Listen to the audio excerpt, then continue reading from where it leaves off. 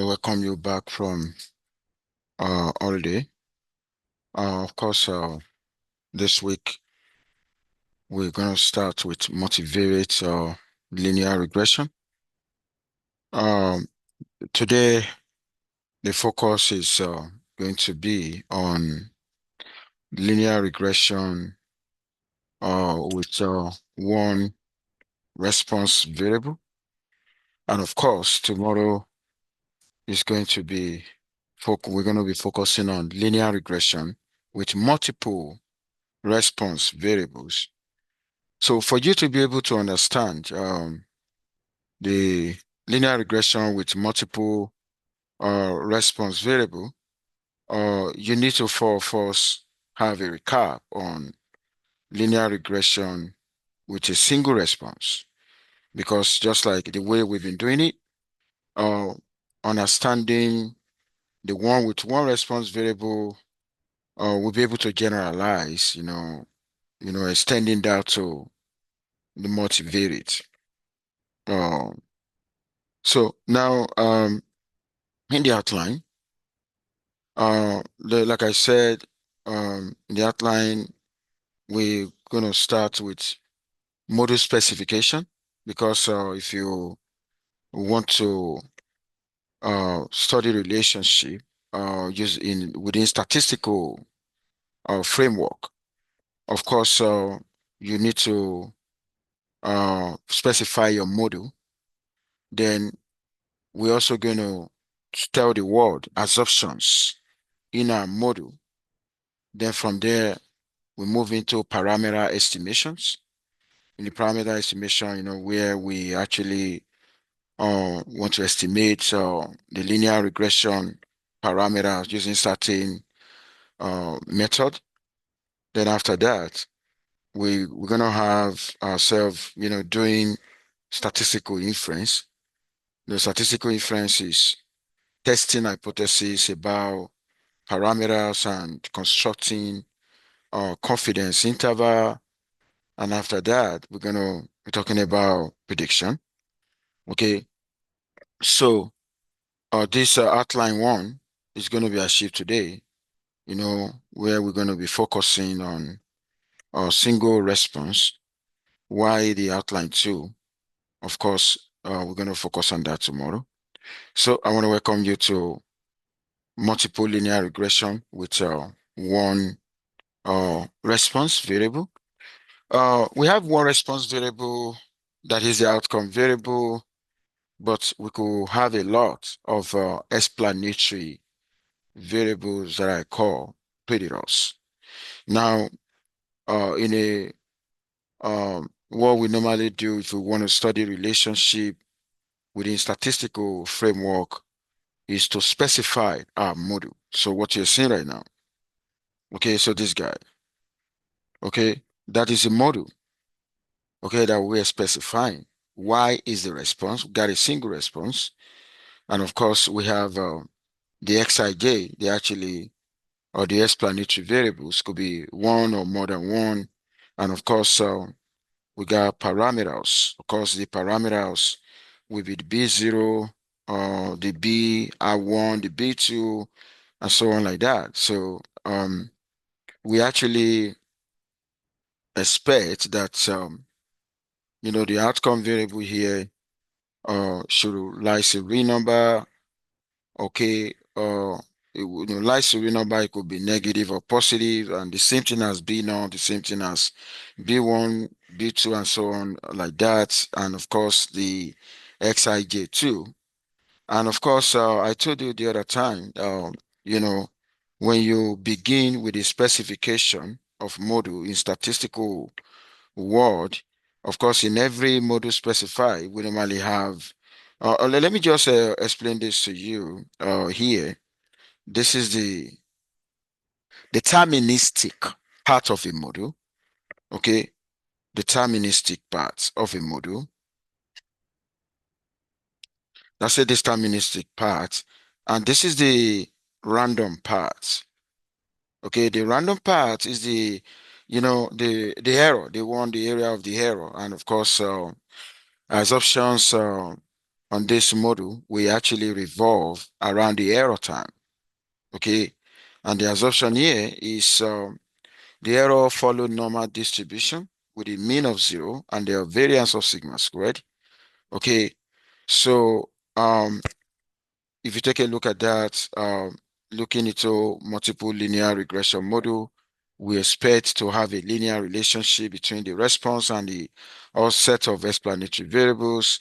And of course, we expect the distribution of the error to follow normal, and not only that, the variance of the error to be the same, which we call homoscedasticity. Okay, so this is the model specification, of course. So just walk you through. So when you're working within statistical framework, you need to be able to understand, the model specification. Now, you know, for when we're considering multiple, the reason why it is called multiple linear regression is because the fact that we want to go beyond, one predictor. If I have one predictor, that is going to be called simple linear regression. And multiple predators, of course, we're going to call that multiple linear regression. Multiple, so take a look at that. The multiple here implies that I got more than one predator, but my response variable is still one. Okay. Now, I talked about parameters the other time, right? The parameters. So these are the parameters, okay? Those are the parameters. The parameter will be B naught, B1 up to BP. The B naught is the intercept. Okay, I remember in high school, the B naught is just the value of Y, the value of the response when X equal to 0. Okay, then we're gonna have several slopes. Okay, B1 up to BP. So I needed to take note of all of that. Okay, so every statistical model has assumptions. Okay, what make our model to be great is when all assumptions hold. We normally want to do a great job.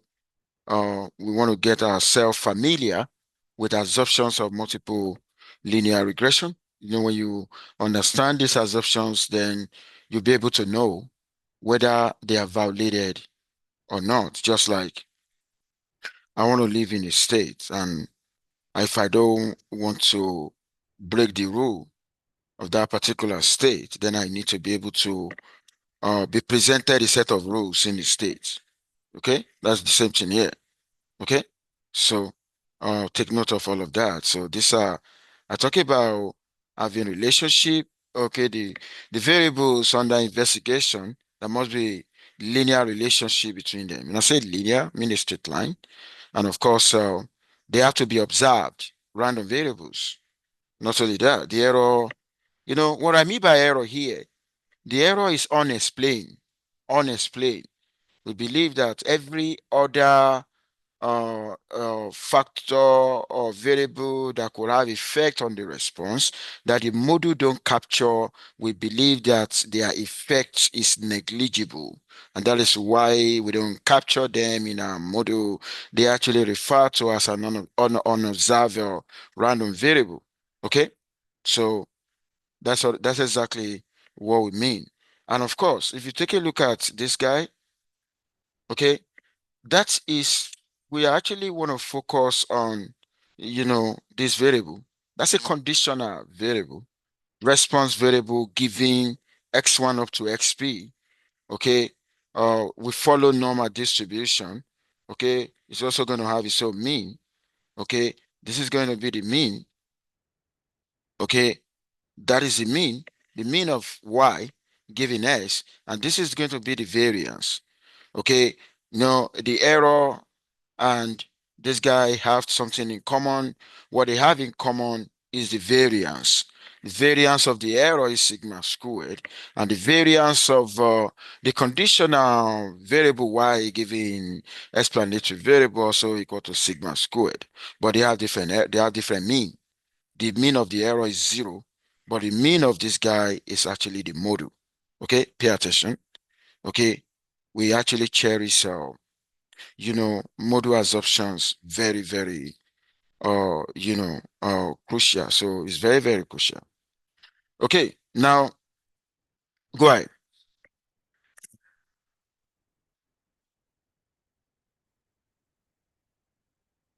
They have to.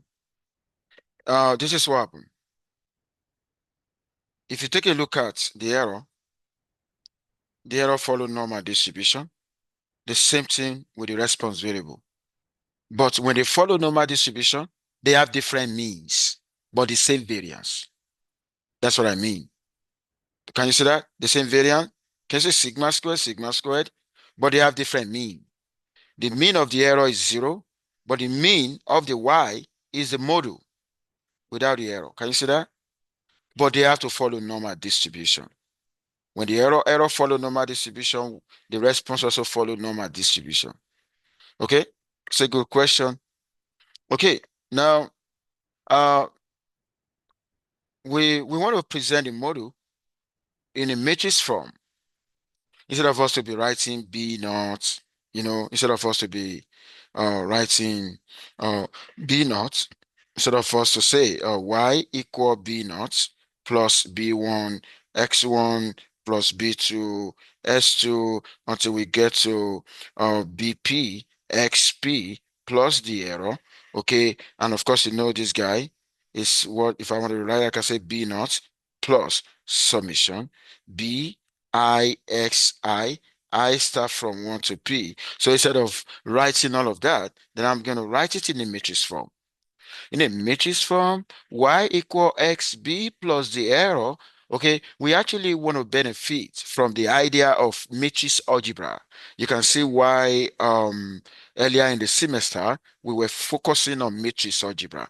Okay, I used to tell those who are doing PhD or masters in my statistics or mathematics, I mean, so statistics and biostatistics or whatever, where they have the problem they have problem with maths.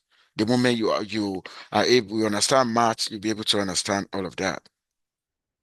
Now, this is, if I ask you to specify, let's say I ask an exam, I ask you to specify multiple linear regression model in matrix form, okay, or I say specify the model. I need you to tell me all of that. You have to also tell me the specification. What does Y represent? What does X represent? What does B represent? What does E represent? I need all of these. Why say vector? We've done vector in this class. Okay. X, you can see X is n by P plus 1. Okay. N by P plus 1. Why P plus 1? P is the number of variables. Okay. The numbers of explanatory variable. The plus 1 is the intercept. And that's why we're going to have B naught up to BP. B naught up to BP is actually going to be P plus 1. Okay. So take a look at the error. Okay. There's something I also need you to see here. Okay. What I need you to see here is that, if you look at the dimension of the Y and the error, they are on the same dimension. Y is n by 1. Error is also n by 1. So take notes of that. Okay, now I'm actually gonna move right now. I'm actually gonna move. Okay. Now, oh my God, how do we write it out? How do we write the model out? Okay, now here I'm trying to tell the world, if I want to write my model now, okay, so my Y, that's what my Y represent, Y1 up to Yn. I got a single response, okay, over n observations. And my X, okay, this particular S is this. And why do I have 1, 1, 1, 1, 1, 1, 1, 1? That is the place of the intercept. Okay? That is the place of the intercept. Okay, no, oh my God. There's something I want to do right now. This guy here, I'm actually going to say S0. I'm going to call the whole of that guy X1, the whole of this guy X2, until we get to XP. Okay, we got P numbers of variables. Now, if I include the intercept, I'm going to have a P plus 1. Any question on that? Okay. Now you can see you can see the B, you can see the B, the parameter B, and you can see the error. Now here, the idea of matrix algebra, addition, multiplying. Okay, that was why you see us doing all of that, earlier in the semester. Now I'm gonna move right now. I want to revisit the module assumptions. Why do we need to revisit this? Because it's not as if our modules are failing us, but probably we're the one that we're not doing the writing. Okay, modules obeying assumptions is very crucial, for you not to mislead. Okay, now we want, how can we actually rewrite the assumptions in matrix form? Because we have written the module in matrix form. Can we have a way to also write the assumptions in matrix form? Okay, you can see. Don't forget the two of them. The first one, error follow normal distribution.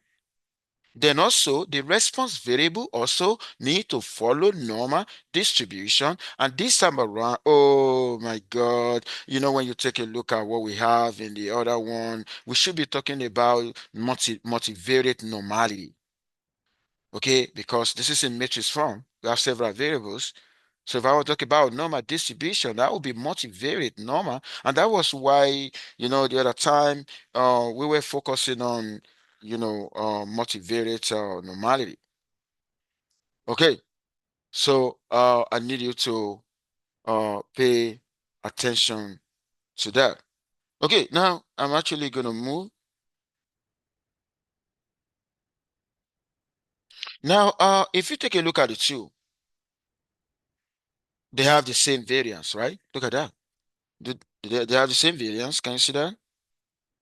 The variance is the same, but the mean not the same. Okay?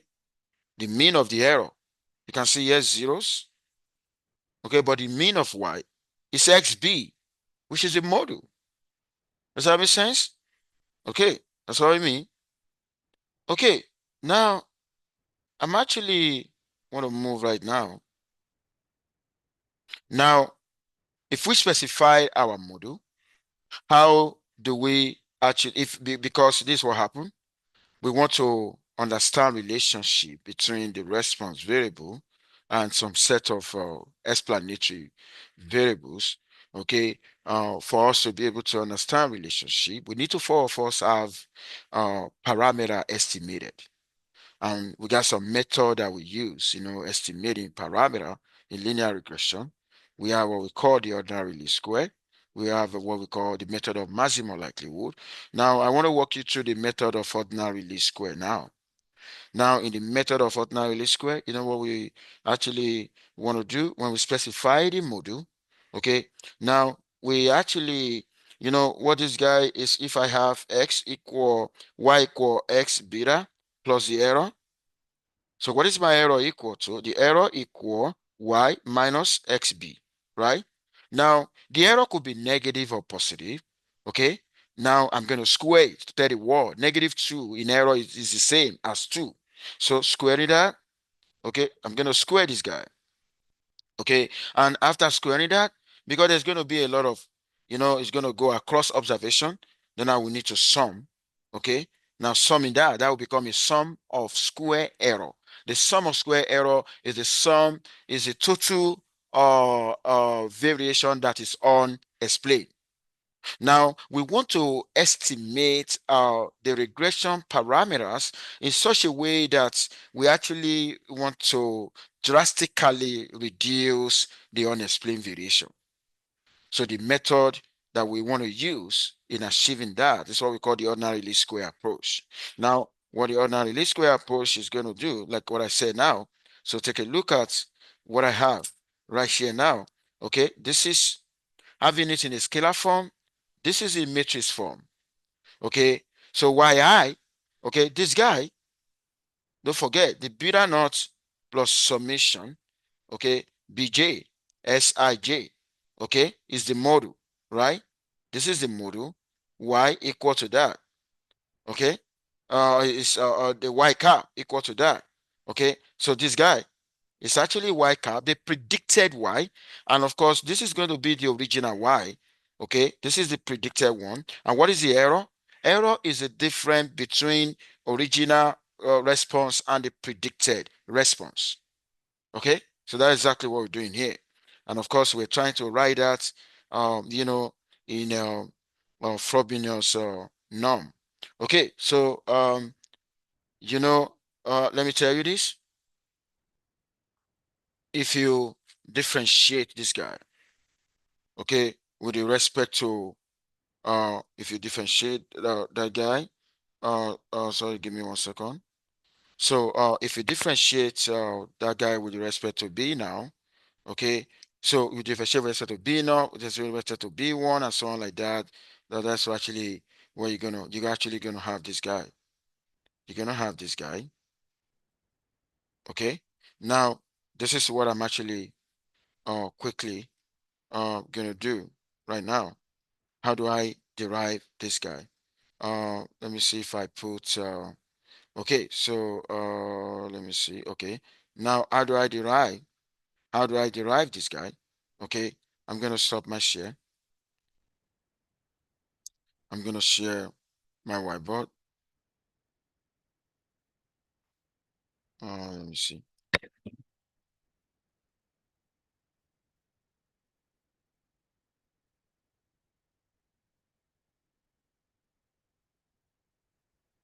Okay, so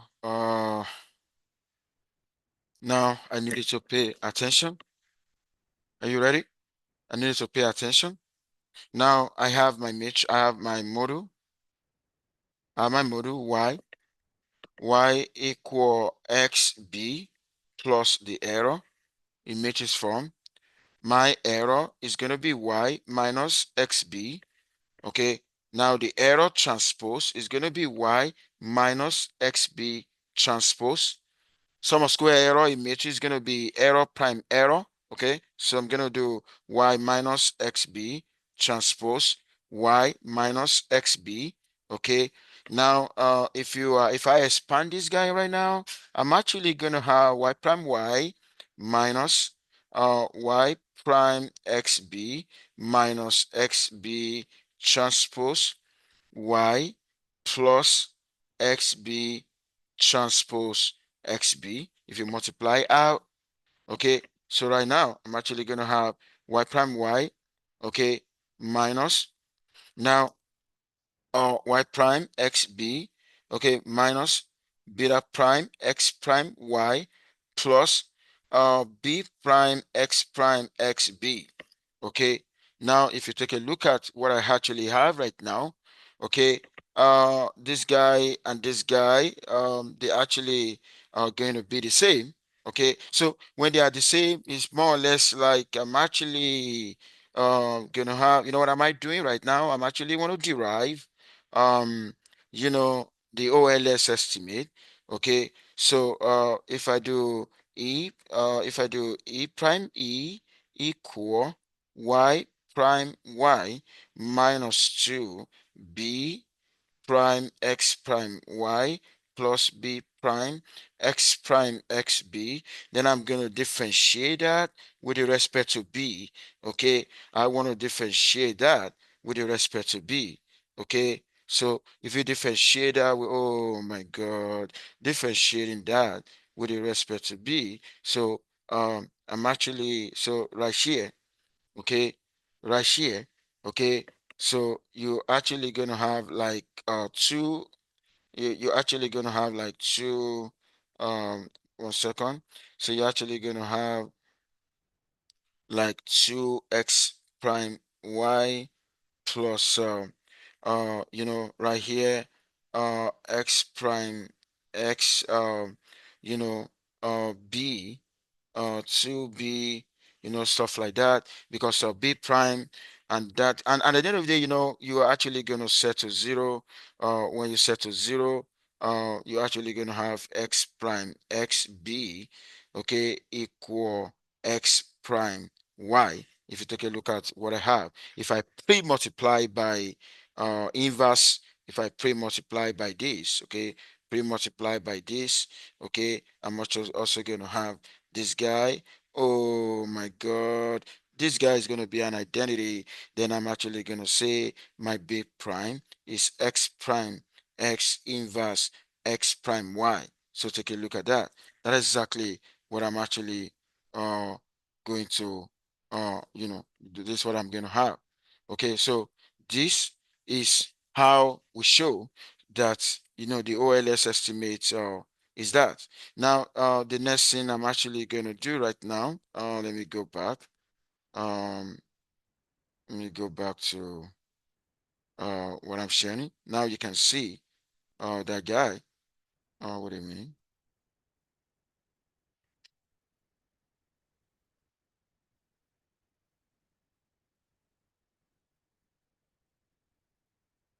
Okay, so now we've been able to show that.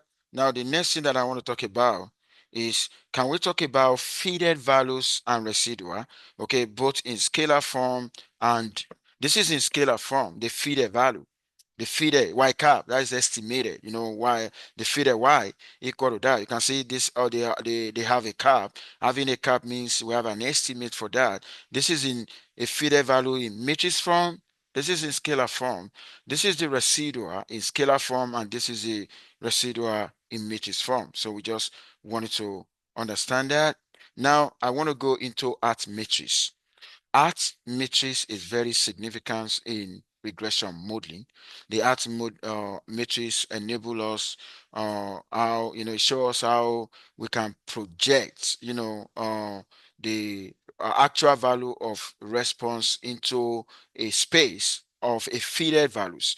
Okay, now I need you to pay attention. Please pay attention.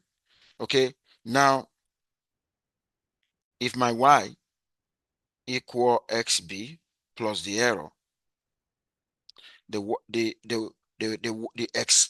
fitted is going to be xb cap. Please know the difference between the two. Okay, you can see when I was writing y, I did not put a cap on b. That's a parameter. But when I put a cap on b, it become an estimate of the parameter. And of course, you can see in the fitted, the error is disappearing. You know why? Because the y cap is the same thing as expected value of y. So, and when you take the expectation of this, don't forget, expectation of the error equal to 0. That is why the error is missing in the fitted. Does that make sense? Now, and that was why if I have this guy now, which is a fitted, okay? Now, if I want to bring in, please pay attention. Okay, I want to bring in what is the estimate of B? The estimate of B that I just derived, okay? This guy is this guy. We derived that the other time. So y cap equal SB cap. So if I want to rewrite that, I'm gonna have this guy now. I'm gonna have this guy. I'm gonna have this guy. Now anything except y is what we call Hart's matrix. Anything except y. Now, which means I can also say y cap equal h y. What is happening here? What is happening here is that art matrix enable us to transform the original response into predicted. Can you see that? Without art matrix, we'll not be able to project that. Okay, so that is the art matrix, as you can see. Now, do you know this art matrix has some beautiful properties that enable us to do that will validate our statistical inference. So please pay attention. This guy, this art matrix that we talk about is symmetric and it's idempotent. How? If I want to know whether it's idempotent, okay, uh, if you use it to multiply itself, it should give itself, okay?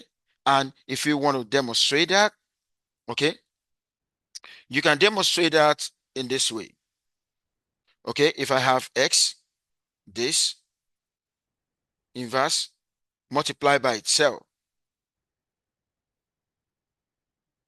multiply by itself, okay? Now this guy is an identity. What am I going to have? I'm only going to have this, which is the art matrix itself.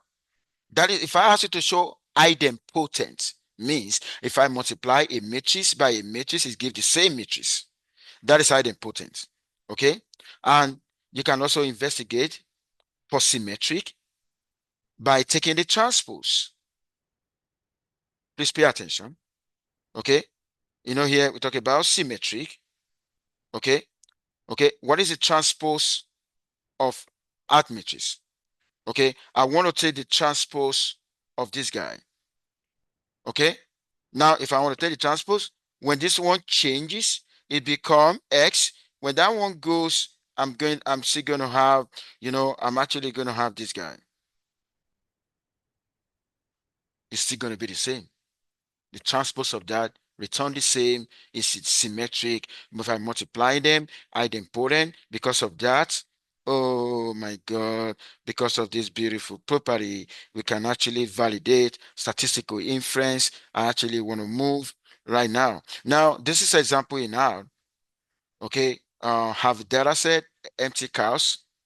Okay, and this is the data frame. Okay, and of course, how do I actually, how do I, run the code in now? Okay, look at that.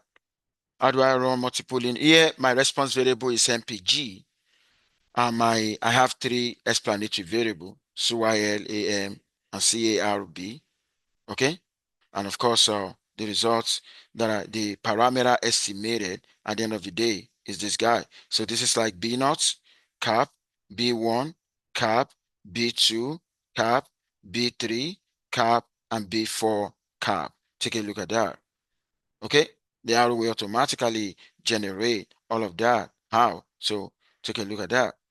Okay, now after you estimate your parameter now, okay, let's talk about how we the other time we learn how we can decompose response variable into explain and unexplained. We want to decompose the total sources of variation into explain and unexplained. Take a look at this. This is the sum of square total, means the total variation.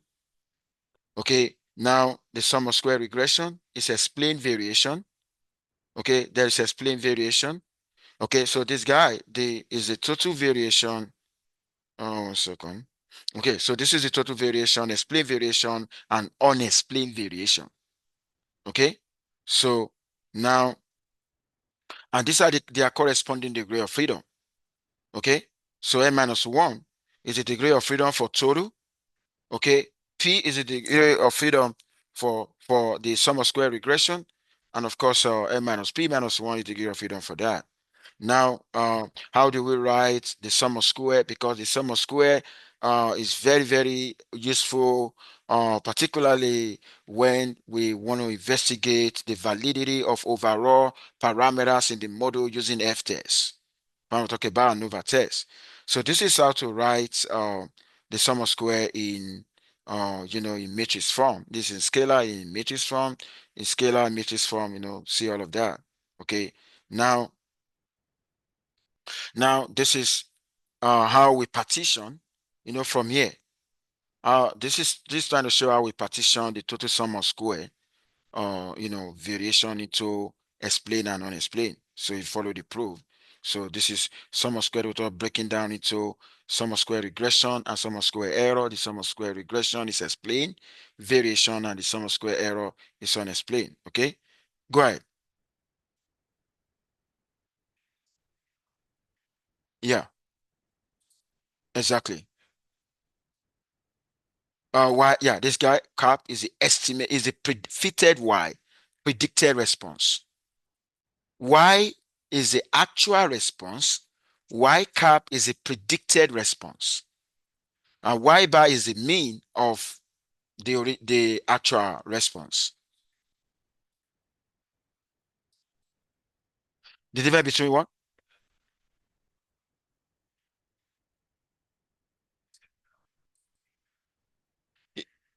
When you say is the error, do you say if I have this one?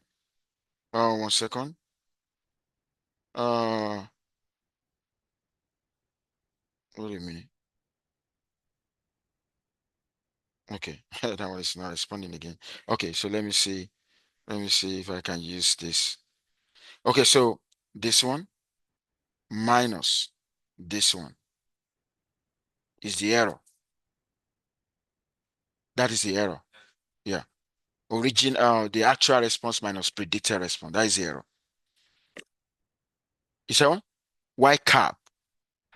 Cap. That's an estimate. It's different. Is what you're seeing here? Can you see that guy? That's what you're seeing now. Do you see that? But this guy is just the average. Why bar? That's just the average. Good question. Okay, now we're manipulating here. So if you take a look at this. Okay, I introduce something that can cancel out. Then put them in order. At the end of the day, where this is going to go away to become zero, then I'm only going to have that guy. So that is showing us how the total sources of variation can be decomposed. Okay. One second. Uh, okay. I don't want to draw. Let me see. Oh, okay. I think it's back now. Is it writing? It's not even showing. Okay, it's showing. Oh, okay. Because the iPad is going to be faster than this. Okay, now this is how you want to have access to all those sum of square regression in R. You do ANOVA into the MOD. So this is that. Okay. Here you'll be able to know. Look at this.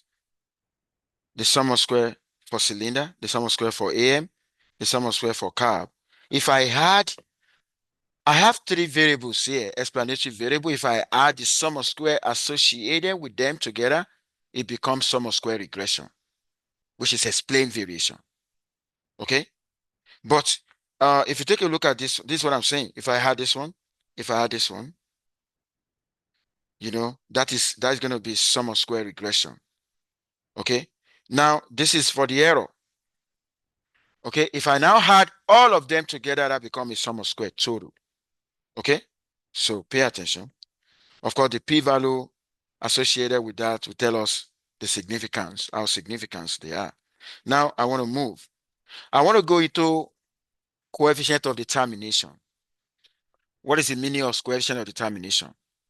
The coefficient of determination will tell us how much percentage variation in the model, the explanatory variables, in the response, the model can explain. I'm going to say that again. Model, according to George Boss, cannot give exact characterization of reality. So if I really want to know how much percentage variation in the response my model can explain, then I need R squared. Does that make sense? And that is going to be the ratio of the explained variation to the total variation. Explained variation is sum of square regression, SSR. The total variation is SST. Writing this in another way is going to be that. So we normally write that in percentage, and the R squared value lie between 0 and 1. Okay, if it is very close to 1, then it means the model explain most of the percentage variation in the response. Okay, now let me tell you this. In multiple linear, the R squared cannot be trusted. The R squared is only a criteria for model fitness, but not for model complexity. If I have so many independent variables in my model, okay, even though the variables are nuisance, the R square is going to go up. If I keep on adding explanatory variable, even if the explanatory variable I'm adding is a nuisance one, the R square is going to be going up because the R square is sensitive to adding predictor. Because of that, we need to adjust our R squared, and that is that's what you see here, adjusted R squared. Okay, it is I want to believe that when explanatory variables in a model is more than three, you should consider using adjusted R squared.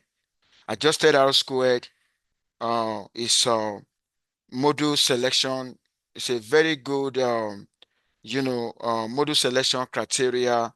The criteria you use when you put into consideration, uh, fitness, module fitness and module complexity.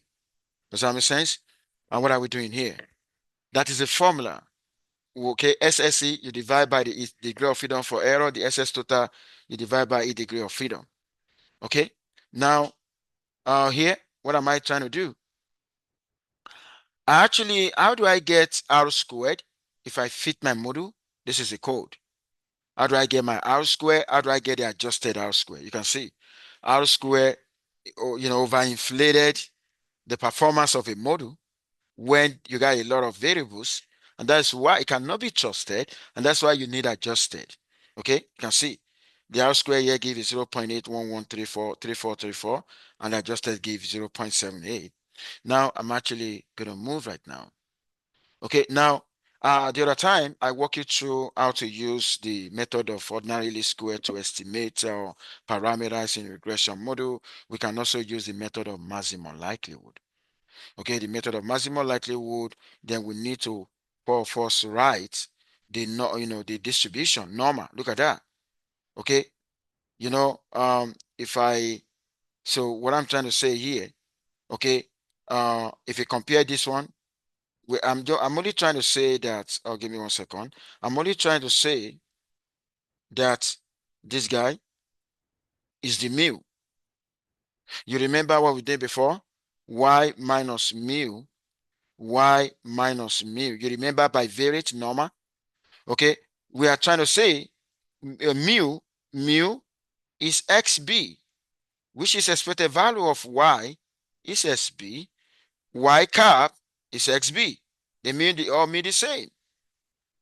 That's why we're plugging it in now into the the distribution, and after plugging that guy in, we can obtain the likelihood and obtain the log likelihood. Then we differentiate. Okay, this is the log likelihood now. Okay, the log of the likelihood. And after that differentiating, you're actually going to end up in the same expression. So the maximum likelihood estimate of the regression parameter is going to be the same as the ordinary least square estimate. Okay, so you can try that. It's going to be the same. Now, actually, want to move right now. Now, in studying relationship, variance is very, very crucial. We have estimated error variance and we have a maximum likelihood variance. Which one should we use? Now, how are we going to get the estimated error variance? We can get estimated error variance if we divide, the other time we talk about SSE. So the sum of square error divided by its degree of freedom. Why do we have n minus p minus 1? For simple linear regression, you normally see SSE over n minus 2. Why? Because in that one, p equal to 1 in simple linear regression. Okay, that's why SSE over n minus 2. Okay, but in multiple linear regression, there's going to be divided by n minus p minus 1, where p is the numbers of parameters. Okay, now this is the estimate. You can see I'm putting a cap on the variance. Can you see that there's a cap, sigma cap squared? Okay, this is writing it in matrix form. And let me tell you this. This is actually unbiased estimate because we've been able to show that the expected value of that is going to give us that. Okay, for estimated variance, expected value of the estimate of the variance is going to be population variance, and that make that to be unbiased. But okay, now away from that, there's a so we call that we also call it the mean square error. Okay, we also call it the mean square error of the model. Okay, now let me tell you this. When an estimator is unbiased, the variance equal the mean square error. Does that make sense? Okay, now we have another error variance, the one that we estimate through the method of maximum likelihood. If you come back here, if you come back, if you come back here, if you come back here, and you differentiate with respect to sigma squared, okay? You know, the other time you differentiated with respect to parameter B, but if you differentiate with respect to sigma squared and you set to 0, finally, you know what you're going to get? This is what you're going to get. I needed to practice that. What you're going to get, I'm actually going to show you now, okay? This is what you're going to get. You know what we call that? We call that MLE of the variance. The one I showed you before was the mean square error, which is the estimate of the variance. But this one is the MLE, the one divided by n. The one divided by n is bias. Okay? But but it has advantage over the unbiased one. Oh my God, it is smaller than the other one. Okay? Now, and of course, from the previous one, this is how we know from this one that it's not going to be biased. It's not going to be unbiased, because when I try to do expectation of the MLE variance, I'm actually going to have that. Okay, but you know what? It can be asymptotically unbiased. You know what I mean by asymptotically unbiased? When sample size is large, what is going to happen? When sample size is large, the bias will become 0. When bias become 0, you know what is going to happen? Then the MLE variance will be unbiased. That's exactly what I'm trying to show here. Okay, now, how do we compare the two? Please pay attention. What are we comparing? We're comparing two variances, the MLE and the mean square error. This is the mean square error. This is the MLE. Okay? Now, they have the same numerator. Oh my God. They get the same numerator, but the difference is the degree of freedom. One is divided by n, the other one divided by n minus p minus 1. Okay? Obviously, which one do you expect to be smaller? It is this guy. Because when you are using a big number to divide a whole, it's going to be smaller than using a smaller number to divide. Because n minus p minus 1 is smaller than n. And that's why that is why that happened. Okay, now how do we, I think we have a way to estimate that. So with that I said, the MLE variance is less than the mean square error. How do you estimate that in R? Look at that. I got 3 ways to estimate the mean square error. You can see based on the data, I have the same value. Then look at the MLE variance. You can see MLE variance is smaller than that. MLE variance is always going to be smaller. Okay, so take a look at that. That's what you have right now. Okay, now, okay, I think I'm going to stop here. I don't want to rush you, but read this material. I'm going to start from here tomorrow. I'm going to start from here tomorrow. Okay, before I go, I just want to take it cool. Okay, is there any question on what we've done today? Is there any question? I think if maybe the time is very, what is the real time? Oh, 2 more minutes on my 2 more minutes, right? Okay, that one's okay. You know what I quickly want to do? I want to show you this before I go. How do I know that this is that? Okay, I want to show you the mean of that, the mean of B cap, the mean of the estimate of B is going to be equal to B, and the variance is that. Let me quickly do something. Just pay attention. Okay, now let me share from here. Uh, Let me share from here. And I need you to cooperate. Okay, the other one there. Okay, gonna cancel. Let me clean up. Unless you're gonna allow me to clean up. Okay. Let me see again. Okay. Um, Let me see. Mm, and I share from here.